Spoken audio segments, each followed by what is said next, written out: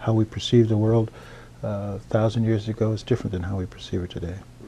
So are we still us? Well, yes, it's just that our view of the world has changed, our sense of reality has changed. But with the old indigenous knowledge, or Haudenosaunee knowledge, it ties us back to at least some of those elemental truths in the old reality.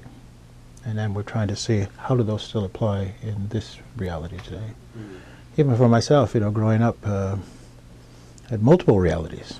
My dad's a Mohawk, and they got their own worldview. My mother's a Tuscarora, they got their own worldview. Growing up in New York, coming to Ontario, different place, different sense of reality, living in the city versus on the reserve. So these are just different layers, and nobody's absolutely right or absolutely wrong. There used to be this old thinking that the only real place in which the culture survives is back on the reserve among the native language thinkers. Well, the reality is that's going to disappear, whether we want to admit it or not.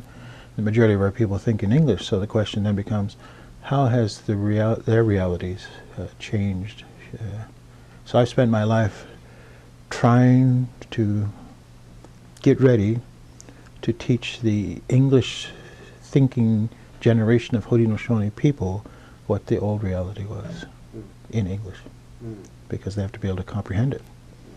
Otherwise, it's like going to an old Catholic Mass and the priest standing there speaking Latin and nobody has any, don't know. All you read is stand up, sit down, say this, do that.